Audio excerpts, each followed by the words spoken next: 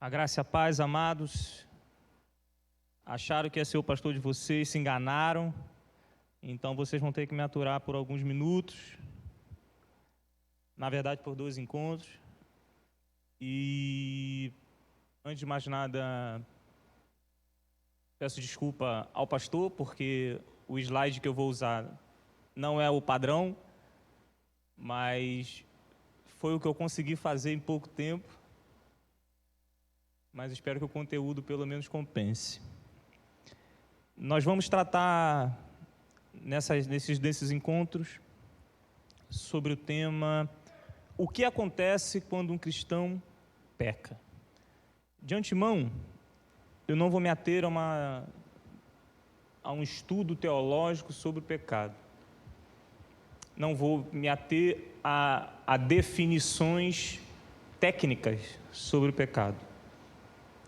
Talvez nem seja esse o propósito desses encontros. Mas falar sobre suas consequências. Mas falar sobre o que isso acarreta na nossa vida. Eu coloquei aqui alguns pontos que nós vamos abordar. Num primeiro momento, o que não necessariamente significa que será rígido assim, porque isso vai depender do tempo. Então, se por um acaso ficar algum assunto pendente, a gente passa para o próximo encontro. Mas, de alguma forma, eu dividi em algumas partes, em que na primeira parte nós vamos falar sobre decisões equivocadas. A partir do momento em que minha vida está em pecado, e aqui eu estou falando não só, quando eu falo de pecado, estou falando de uma vida constante no pecado, em desobediência. Quais normalmente são as decisões equivocadas que tomamos? Então, nós vamos tratar sobre ocultar o pecado, sobre culpar as outras pessoas, sobre justificar o pecado, procurar fugas, assim como também qual é a solução. Depois nós vamos tratar sobre a culpa. E eu também devo fazer um comentário que eu sei que talvez você não acredite, mas o tema que eu preguei, se você assistiu na quarta-feira, quer dizer, estamos gravando, exatamente, na quarta-feira passada, eu nem li o estudo. Sinceramente, são essas jesuicidências que acontecem que eu não li. Era um tema, na verdade, que eu estava baseado num livro que estou lendo, e eu resolvi trazer essa mensagem. E graças a Deus, porque pelo menos é um tema em que nesses últimos tempos eu me familiarizei, porque não foi há muito tempo, e aqui é uma crítica, que eu fui chamado para essa aula, e sabe que eu não minto, até porque é sobre pecado, eu não posso pecar. E nós vamos falar sobre culpa. A culpa real, aquelas que eu tenho convicção por aquilo que fiz, mas culpas mentirosas, que também, na sua maioria das vezes, é fruto do que tentam nos impor, mas também sobre aquilo que o diabo tenta colocar na nossa mente, fazendo com que a gente acredite. E o que fazer? Qual é a resposta a isso? Como viver isso? Como superar isso? Então a gente vai tentar nesses 2 encontros abordar esses dois temas. Rapidamente, uma rápida introdução. A maioria das pessoas sabem, não preciso ficar aqui me alongando, independente se você é tricotômico, dicotômico, você sabe que o ser humano ele é dividido.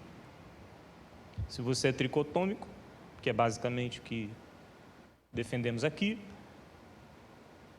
nós acreditamos na alma, que o ser humano é dividido em alma, corpo e espírito. Se você é dicotômico, você só vai dividir espírito, alma, estão no mesmo, e o corpo do outro lado. A grande questão, o que nos interessa nesse momento é dizer que essa parte de nós que vai ser diretamente afetada por fazer parte das nossas tomadas de decisões, que vai fazer parte exatamente onde o pecado é gerado, é aqui que nos interessa. E é aqui que é importante a gente estar alerta, é aqui que é importante a gente estar vigilante. Então não vou me ater a uma visão teológica, mas dizer que a importância da gente entender o papel da alma, para que assim a gente consiga exatamente dar resposta àquilo com o qual não podemos fugir, porque não adianta a gente achar que basta estar na igreja, que tudo automaticamente vai se dissipar, quando na verdade, e talvez isso por experiência própria, e se fizéssemos um censo na igreja, teríamos a mesma resposta, tende até a se agravar, porque é óbvio que cada vez que buscamos andar nos caminhos de Deus, a oposição se levanta, até porque na nossa carne, a tendência, enquanto habitarmos nesse corpo, é que a pressão do pecado seja grande. Por isso andar no Espírito, por isso buscar a face de Deus. E é sobre isso que também vamos falar. Uma breve introdução, em que a gente vai falar, para que você entenda perfeitamente o que é pecado. Eu trouxe um documento muito importante da igreja cristã, que é a Fé de Westminster. Os presbiterianos conhecem muito bem, mas esse texto é um texto importante da Reforma, que nos dá pelo menos luz, de forma bem sucinta, daquilo que a gente entende por pecado. Se você for ler esse documento, ele vai tratar sobre vários aspectos da fé. E eu tirei um recorte desse documento, que diz que todo pecado, tanto original como o atual, sendo transgressão da justa lei de Deus e a ela contrária, torna pela sua própria natureza culpado o pecador, e por essa culpa está ele sujeito à ira de Deus e à maldição da lei, e portanto exposto à morte, com todas as misérias espirituais, temporais e eternas. O pecado, a corrupção herdada, ela primeiro, nos afeta como um todo, nos afetou como um todo desde Adão, mas o que me interessa nesse momento é focar o que é o pecado. Se for resumido, é a transgressão da lei de Deus. Não estou falando apenas da lei de Moisés, como se antes não houvesse o pecado. Bem, o pecado ele entra na terra e não havia lei. Caim e Abel pecaram, não havia lei de Moisés. Mas estou falando do padrão moral de Deus, que está estabelecido desde sua criação. Transgressão, se fosse para resumir uma palavra, pecado poderia ser transgressão. No original, no grego, quando a gente vai buscar a palavra pecado, boa parte dela se refere a errar o alvo, a se desviar do caminho, a fracassar. O que pressupõe que o alvo existe um alvo a ser seguido, mas que toda vez que nós erramos esse alvo, nós pecamos. O erro ao tentar acertar o alvo é o que é usado, a palavra que ali que denota é o que foi traduzido por pecado.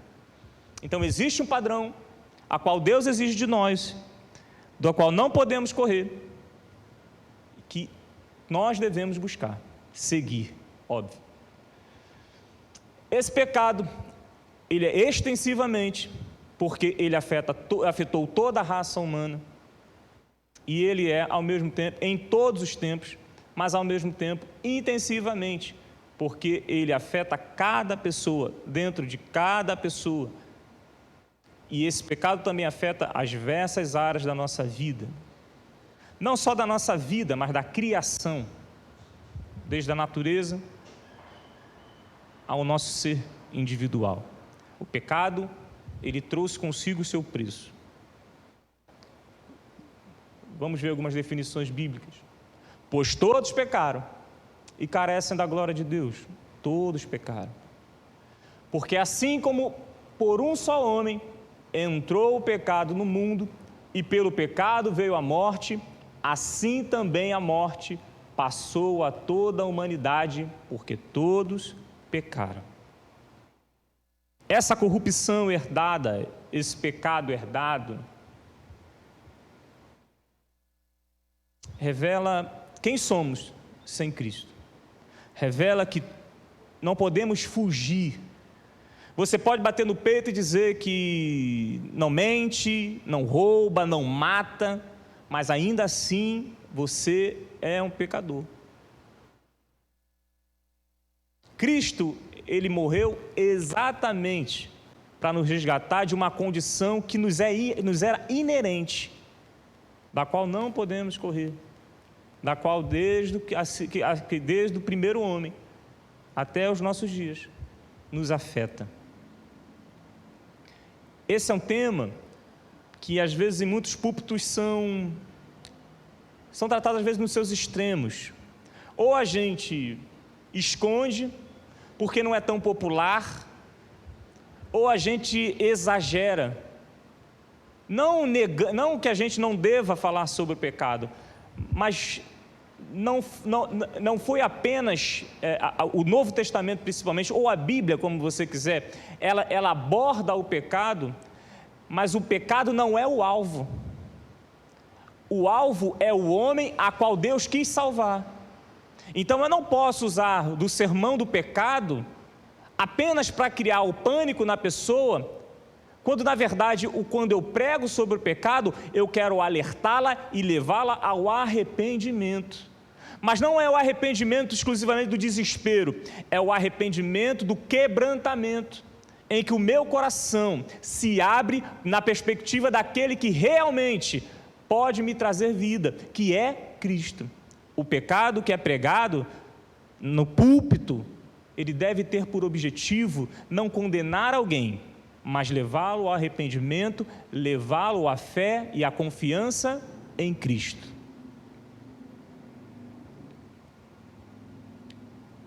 Mais um texto, Efésios capítulo 2, versículo 1, 3. Ele lhes deu a vida, quando vocês estavam mortos em suas transgressões e pecados, nos quais vocês andaram no outro tempo, segundo o curso deste mundo, segundo o príncipe da potestade do ar, espírito que agora atua nos filhos da desobediência. Entre eles também nós todos andamos no passado, segundo as inclinações da nossa carne, fazendo a vontade da carne e dos pensamentos. Éramos, por natureza, filhos da ira, como também os demais. Esse era você. Esse, aqui ali está descrito, era eu. É importante a gente ler esse texto, para a gente sempre lembrar quem somos, quem éramos.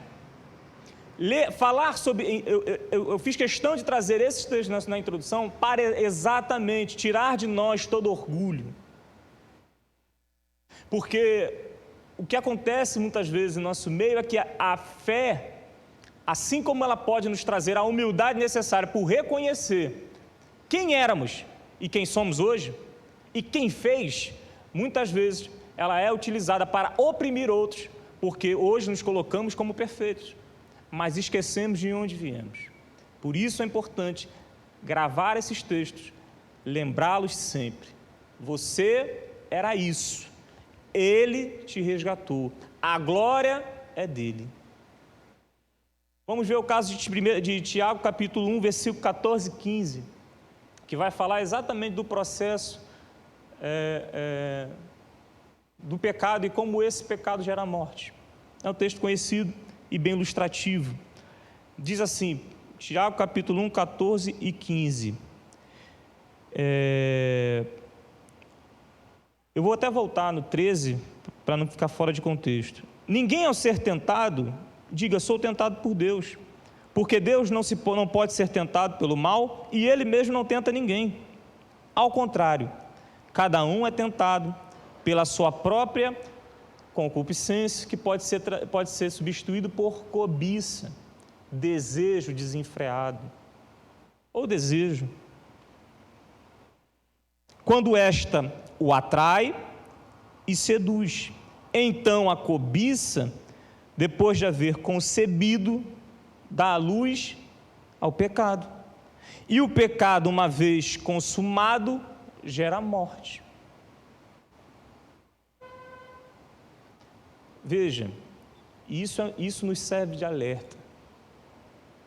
Aqui é importante a gente frisar algo fundamental, que é reconhecer os nossos limites, reconhecer as nossas fragilidades, para que a gente entenda que até ali, até a cobiça, da qual muitas vezes não podemos fugir, porque nós somos seres humanos, e às vezes certos pensamentos vêm à nossa mente e a gente não pode negar, é exatamente ali que o mal tem que ser tratado, é exatamente ali que o mal tem que ser freado. Veja o processo do pecado que gera a morte. A partir do meu desejo, a partir da cobiça que há em mim, uma vez eu dando vazão a ele, que não necessariamente significa que eu pratico aquilo que é um ato externo meu, esse pecado já pode ser gerado a partir do meu interior, a partir da minha mente. Só ver Jesus falando no Sermão da Montanha. Quando ele vai falar do adultério, ele vai além. E ele fala que a partir do momento que eu pensar, que eu desejar, ali já gera o pecado. Existem coisas que você não executou, e é óbvio, tudo é como fazemos com os nossos pensamentos. Mas o pecado já é gerado ali. E nem todos os atos que são, ou melhor, o problema pode ser gerado sem você praticar qualquer coisa. A sua mente pode ser cauterizada e você pode não praticar absolutamente nada. Mas só o seu distanciamento e o seu, vamos dizer assim, a sua, como você administra esse pecado dentro de você, pode gerar em você todos esses males que a gente já conhece, que pode chegar até o ponto de uma apostasia. Por isso é muito perigoso, por isso você precisa estar alerta. E eu falo disso de cobiça, seja de bens, seja de pessoas, seja na área sexual. Eu falo de inveja, que pode gerar divisão, mas de uma inveja que antes mesmo disso, no seu coração, ao ser nutrida, ao ser administrada por muito tempo, tira de você aquilo que a princípio, porque se você inveja alguém, você perdeu a essência de um dos principais mandamentos que a palavra nos deixou, que a Bíblia nos deixou, que Jesus nos deixou, que é amor ao próximo. E aí sim, isso pode desencadear de forma externa, ou seja, e não só na minha relação com uma ou duas pessoas, mas dentro de toda da comunidade cristã, o mal muito maior. Por isso a gente precisa estar alerta a quem somos, por isso a gente precisa estar alerta dos nossos limites e fragilidades. O tratamento começa ali.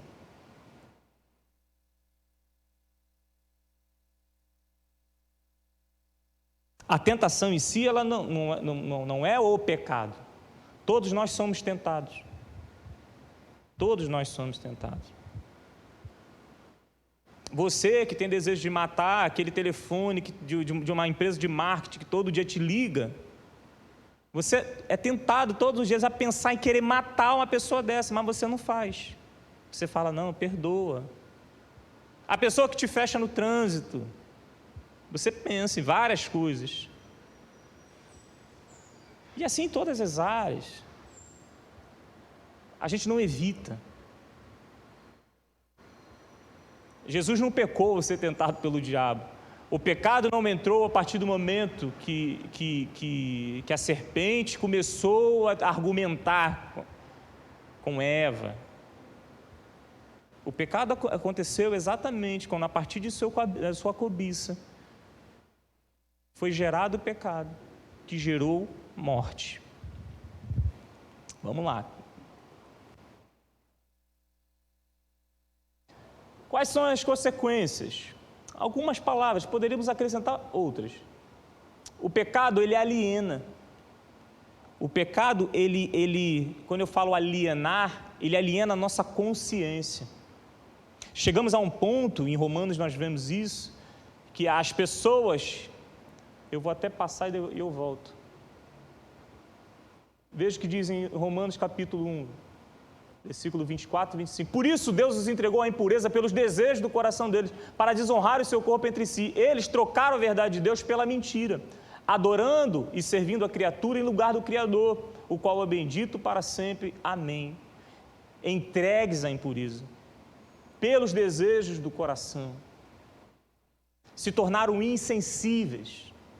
Ela aliena a nossa consciência a ponto da gente já não mais perceber. Ela paralisa. O pecado, ele tende a nos paralisar. Principalmente, eu estou falando aqui da nossa vida espiritual. Cada vez que você se alimenta do pecado, você automaticamente está virando os seus olhos para as coisas de Deus. E deixa claro, às vezes na nossa mente vem a imagem do pecado gravíssimo, do adultério, do roubo. Mas o pecado da fofoca aliena também, paralisa também. Paralisa tudo, a sua vida com Deus paralisa. O pecado momentâneo que você acha que ninguém vê, cada vez que você o faz, com o seu coração justificado, porque ninguém vê, e você o alimenta diariamente, quando você vê, passaram-se os anos e você em nada produziu, os frutos que Deus espera de você simplesmente não existem. Por quê? Porque o pecado travou a sua vida espiritual, e o que você pratica é o que está em Gálatas, são as obras da carne, porque ao invés de andar no Espírito, você simplesmente parou, regou e continua cultivando o pecado. O pecado, ele escraviza, você fica preso a ele, você não consegue ver saída. O pecado, ele adoece, ele enfraquece. Só para separar as coisas, isso não quer dizer que crente não adoeça, isso não quer dizer que crente não se fragilize, isso não quer dizer que crente não enfraquecer no sentido da sua carne, do seu ânimo.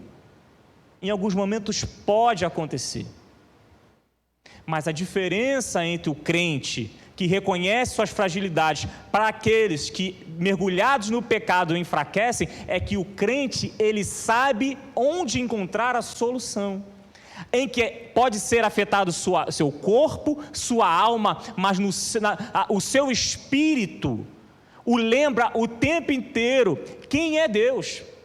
Então ele continua de pé. E de pé que eu estou falando a sua confiança e esperanças continuam em Deus. E por fim mata, porque o salário do pecado é a morte.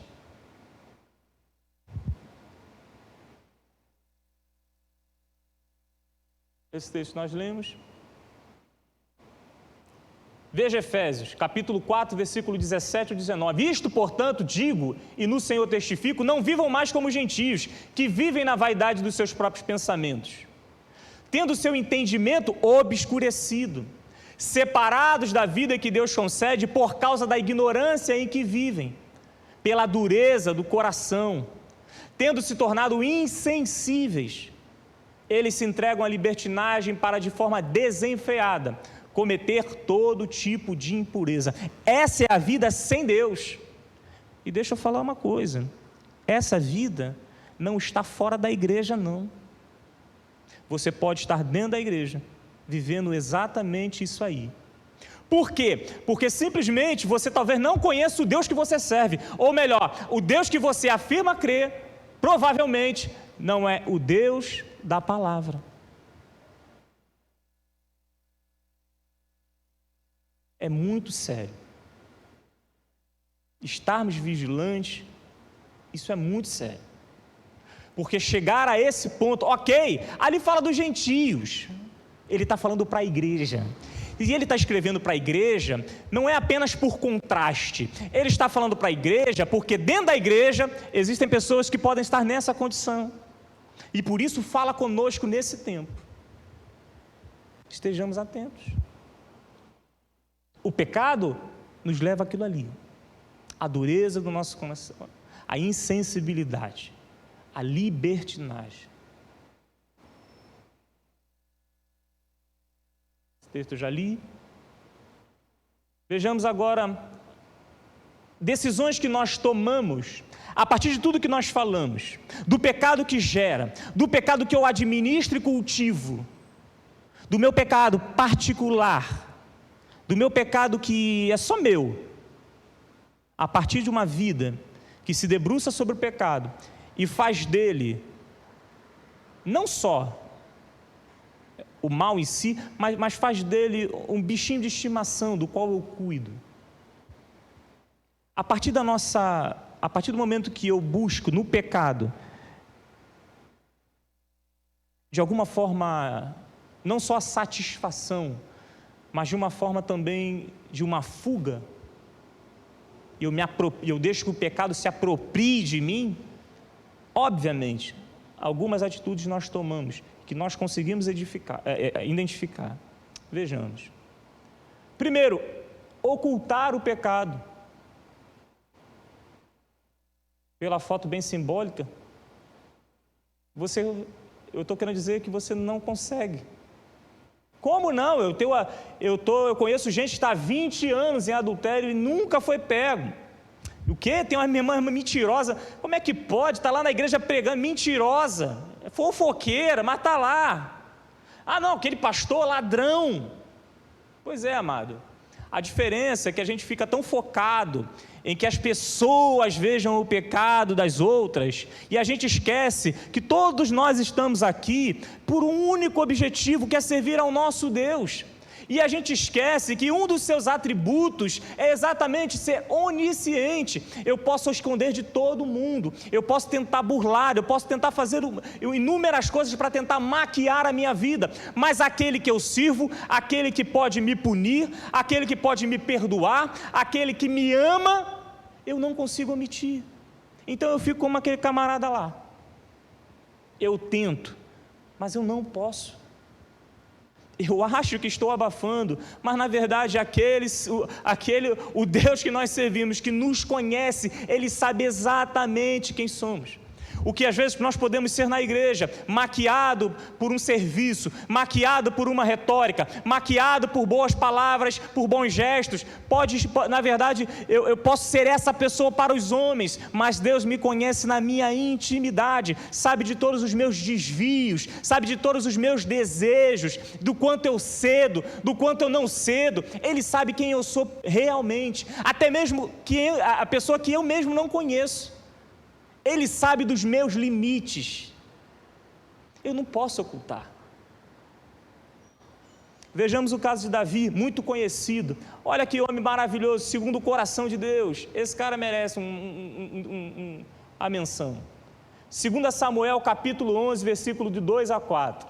Uma tarde, Davi se levantou do seu leito e andava passeando no terraço do palácio real, tranquilamente, sem nenhuma pretensão. Dali viu uma mulher que estava tomando banho. Coincidência, tropeçou, viu. E ela era muito bonita. Davi mandou perguntar quem era. Porque, poxa, de repente estava precisando de uma toalha, estava precisando de alguma coisa, um sabonete. Perguntou, quem é aquela mulher que está lá? De repente ela está com frio, ela pode pegar um resfriado. E disseram-lhe, é Batseba, filha de Eliã. Poderia parar por aí, mas aí eles continuam, é mulher de Urias. É casada, o heteu. Então Davi foi lá, provavelmente para dar uma bronca nela, para não ficar tomando banho por aí, e ficar aí aparecendo, todo mundo vendo. E ele manda chamar a mulher, e diz o texto, ela veio, tomou uma bronca e foi para casa. Não, ele se deitou com ela, provavelmente para esquentá-la, porque estava frio. É o homem segundo o coração de Deus, amado. Siga seus exemplos, não siga, não precisa ser misericórdia. Olha, e continua, fica boa a história. Pela manhã, Davi escreveu uma carta, isso mais à frente, escreveu uma carta a Joabe. Olha como Davi, homem segundo o coração de Deus, homem bom, escreveu uma carta e mandou por Urias. Na carta ele escreveu o seguinte, portanto, ponha Urias na linha de frente, porque, vamos dar um destaque para esse homem aí, eu já fiz mal a ele, dá uma moral para ele, pelo menos, não vai se ferir, pelo amor de Deus, já fiz tanto mal, ponha ele na linha de frente, onde o combate for mais intenso, põe ele onde a bala come, tira colete, não dá colete para ele não, e se possível dá pouca munição, porque aí, porque ele mira, ele não precisa de muita não, ele acerta, depois, para ficar melhor, deixem-no sozinho, para que seja ferido e morra. Se tem uma coisa que Davi foi sincero, ele disse por que ia fazer. Esse é o homem segundo o coração de Deus, amado. Deixa eu ver se tem algum texto, se fica melhor.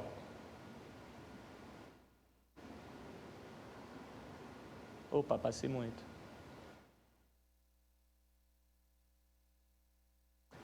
Veja, esse texto nos apresenta um Davi que pela cobiça, tudo que nós lemos, ele viu a mulher tomando banho, ele cobiçou a mulher, ele consumou o pecado. Como se não bastasse, o pecado que ele comete, ele não só comete, como tenta ocultar. Como isso?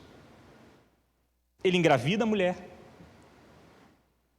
E como forma de fazer, o que ele faz? Poxa, vamos dar um jeitinho. Porque uma vez ela morrendo, ela se torna viúva. E qual o problema?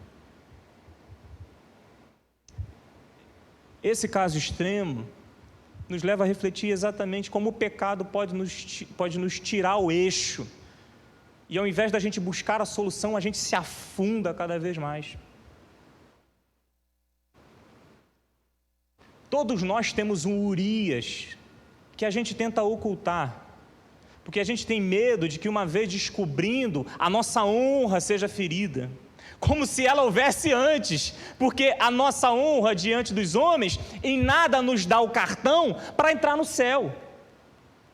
Mas a gente tem os nossos Urias, que a gente vai tentando matar, esconder, jogar por debaixo do tapete, no armário, jogar em tudo quanto é lugar, para que ninguém veja, para que assim as pessoas não nos conheçam como somos de fato.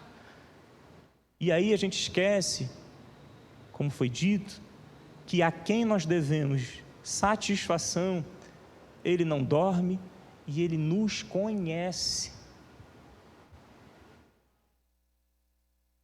Davi sofreu com a consequência do pecado dele.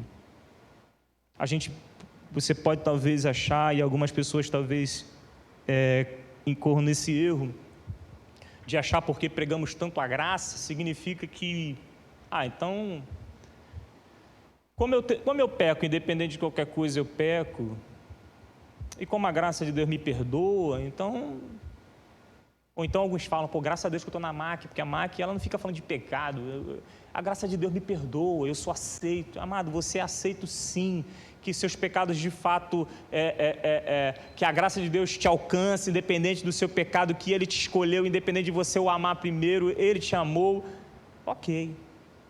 Mas Deus exige de nós, o que Deus quer de nós é relacionamento.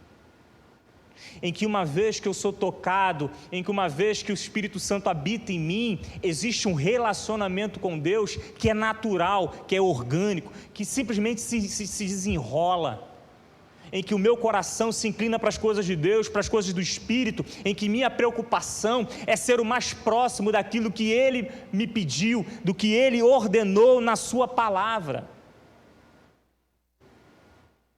Se eu quero Deus, eu tenho que entender que esse querer exige que atitudes minhas sejam diferentes da que eu tinha antes.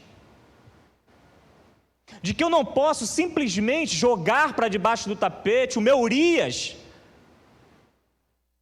De que eu não posso simplesmente achar que ficaria impune a tudo. De que achar que não existe, mas é pecadinho, não tem pecadinho, pecadão, sim, amado, mas a consequência do seu ato não é bem assim, não. Então acorde. A igreja é um espaço de santidade, o que não quer dizer que sejamos perfeitos, nós buscamos, nós lutamos. As pessoas podem chegar aqui e ver erros na nossa igreja, mas ao mesmo tempo vão ver pessoas quebrantadas, que sim, reconhecem seus erros e buscam superá-los. Davi buscava isso. Olha o que ele vai falar, um salmo de sua autoria, exatamente sobre esse fato. O Salmo 51 é exatamente escrito, baseado nesse momento da vida de Davi. Depois dele reconhecer tudo o que fez, ele fala: cria em mim, ó Deus, um coração puro e renova dentro de mim um espírito inabalável. Não me lances fora da sua presença, nem me retires o teu Espírito Santo, o teu Santo Espírito. Restitui-me a alegria da tua salvação e sustenta-me com um espírito voluntário. Cria em mim, ó Deus, um coração puro. Renova dentro de mim um espírito inabalável. Isso é fruto de um quebrantamento, amado. Isso é fruto de arrependimento. Mas não é de um arrependimento qualquer, é exatamente sabendo a quem feriu. Um Deus que é santo, que não compactua com o pecado. Então a forma como eu me jogo diante dele, me humilho, é exatamente reconhecer que o meu coração precisa ser transformado. Para de dar desculpa, como se não, eu sou ser humano, eu posso fazer isso, eu trato pessoa assim porque não tem jeito, é meu jeito, eu fui criado assim. Para com isso, faça essa oração como Davi fez, reconheça que o Deus que você crê é incompatível com as suas ações, mude. Ele é poderoso, Ele faz. O Espírito Santo que habita em você, ele é capaz de produzir os frutos que vão permitir você não só viver a paz que excede todo entendimento, mas também a paz que se estabelece na boa relação com o meu próximo. Confie. Tem um outro salmo dele que fala exatamente como o pecado, lembra que eu falo que o pecado adoece? Enquanto calei os meus pecados, Salmo 32, versículo 3 e 4, enquanto calei os meus pecados, envelheceram os meus ossos, pelos meus constantes gemidos todo o dia, porque a tua mão pesava diante de mim, dia e noite sobre mim, e o seu vigor secou como no calor, e o meu vigor secou como no calor do verão. Isso aqui são dois detalhes. Isso é o que o pecado faz em nós, quando ocultamos, em que a gente joga, porque você pode simplesmente fingir que ele não está lá, mas ele está lá o tempo todo te assombrando. Mas acima de tudo, aquilo ali é fruto de um coração que sabe a quem fez. Aquilo ali são palavras de alguém que reconhece o mal que fez a Deus. Isso não é uma alma insensível, não é um coração endurecido, isso é um coração quebrantado. Esse Davi é exatamente o segundo coração de Deus, que não é o Davi perfeito, é o Davi que erra, mas é o Davi que sabe exatamente quem é Deus. Se você sabe quem é Deus, você sabe exatamente que a vida aquilo que você anda fazendo, que você faz ou fez, magoa a um Deus que é amoroso o suficiente para se preocupar com a conduta da sua vida, mas ao mesmo tempo, conhecer esse Deus é saber que a sua graça e misericórdia nos estão disponíveis. Então a única coisa que me é exigida é que eu me humilhe e reconheça. Outra consequência, culpar as outras pessoas.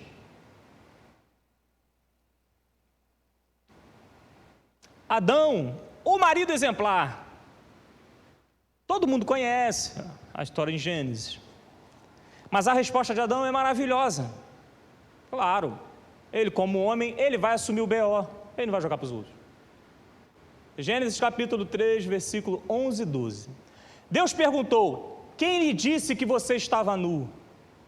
Você comeu da árvore do qual eu ordenei que não comesse?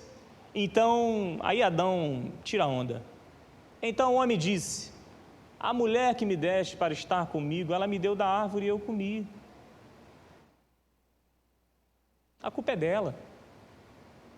Deus, tu sabe que se não tivesse ela aqui, ó, nosso relacionamento era tranquilo. Só foi entrar que a culpa está sempre dos outros. Uma das consequências em que muitas vezes as pessoas incorrem, principalmente do pecado, é o tempo todo atribuir ao outro a sua responsabilidade. Não que a mulher não tenha oferecido a ele. Não que a mulher não tenha sua responsabilidade. Todavia, assuma a sua. O pecado foi uma escolha sua. Ah, mas poxa, irmão, olha, me desculpa, mas olha o vestido daquela irmã, não tinha como. Irmão, a situação é a seguinte, poxa, tem algumas pessoas que usam isso. Pô, mas a mulher, meu casamento estava mal. Ou então, poxa, eu tive que pegar aquele dinheiro, dificuldade em casa, irmão. A gente tem sempre a desculpa, e a gente sempre culpa o outro ou alguma pessoa pelo mal que é meu, que também é meu, que é responsabilidade minha.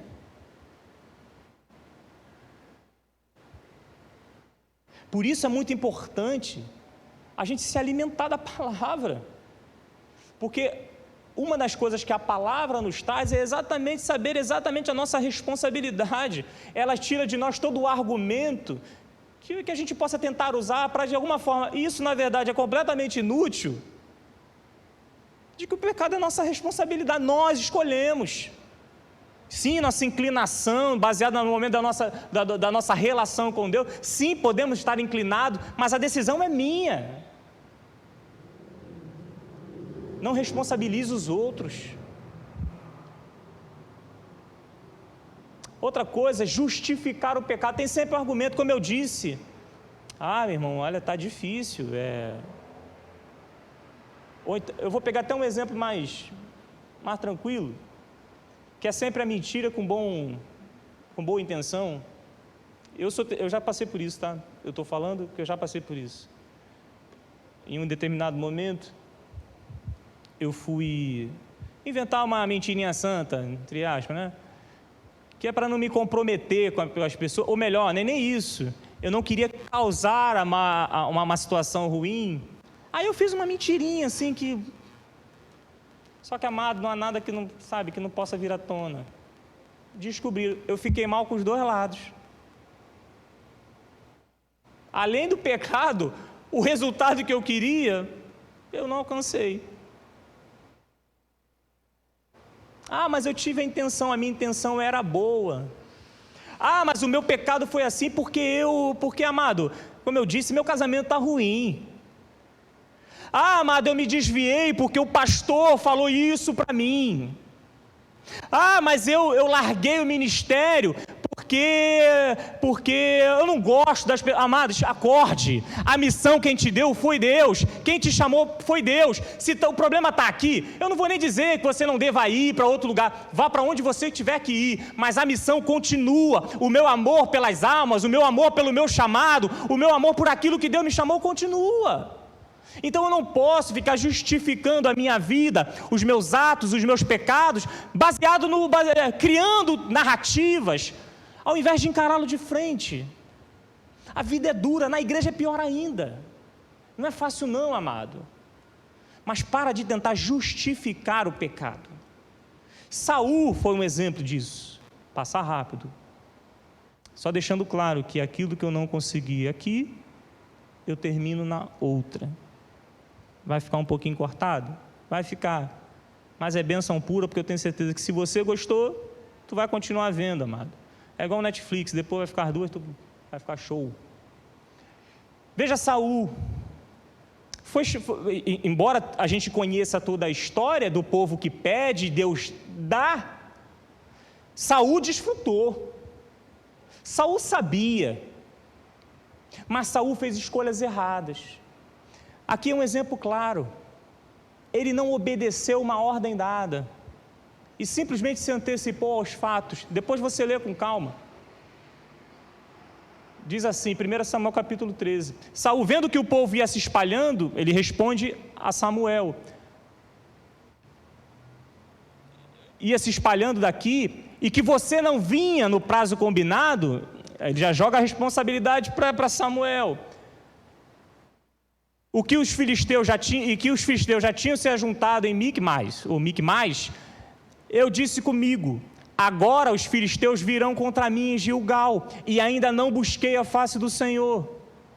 Assim, forçado pelas circunstâncias, oferecia holocausto, coisa que não era para ter feito. Então Samuel disse a Saul: você cometeu uma loucura, não guardando o mandamento que o Senhor, seu Deus, lhe ordenou, pois o Senhor teria confirmado para sempre o seu reinado sobre Israel. Grava essa, forçado pelas circunstâncias. Ele não só cometeu aquele, como ele vai cometer outro. Isso em 1 Samuel 15, isso. 1 Samuel 15, deixa eu voltar aqui. Porém Samuel disse: será que o Senhor tem mais prazer em holocaustos e sacrifícios do que no obedecer a sua palavra? Eis que o obedecer é melhor que o sacrificar, e o ouvir é melhor do que a gordura de carneiros. Você pode ter a melhor intenção, mas se você não segue aquilo que Deus mandou que você siga, você está em pecado, você está em rebelião.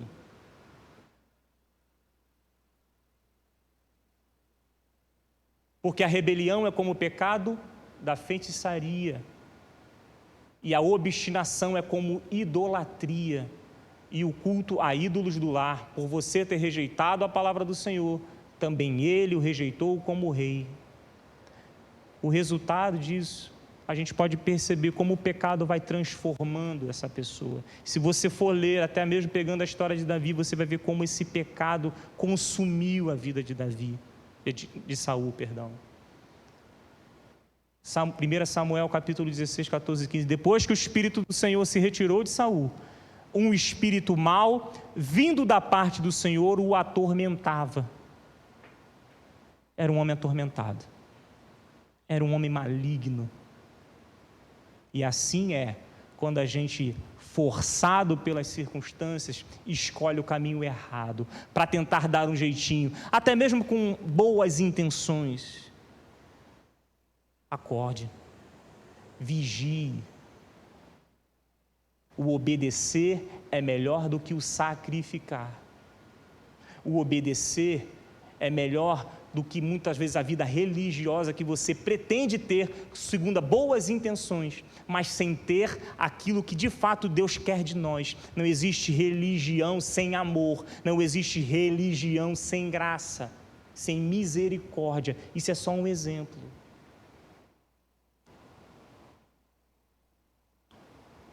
Procurar fugas. E aqui nós vemos alguns exemplos. Pessoas que procuram, a partir do momento que eu estou em pecado, eu procuro justificar, ou melhor, eu procuro atenuar seus efeitos, buscando recursos extras. Então eu vou a drogas, com uma forma de esquecer o meu pecado, os meus erros. Eu vou a bebidas, eu vou me divertir, eu não vou à igreja, eu vou procurar fazer outras coisas, vou procurar atividade física, eu vou procurar ir ao cinema, eu vou procurar fazer tudo para distrair, para ocupar a minha mente, para que o pecado não me assole.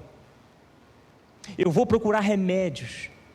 Por favor, não estou falando que crente não toma remédio, que crente não precise de tratamento. Eu estou falando quando você usa isso para tentar esquecer o pecado, não tratar problemas físicos que nós temos, problemas químicos que nós temos, mas todas essas gamas de saídas que nós criamos, eles não resolvem o problema, eles simplesmente vão empurrando o problema, e quando você vai ver, ao invés de resolvê-lo, você o acumulou, e a consequência disso pode ser a morte. Eu vou parar por aqui, eu vou retomar no próximo encontro, na próxima semana. Entenda, procurar fuga, ocultar, justificar, culpar os outros, eles não tiram o pecado de você.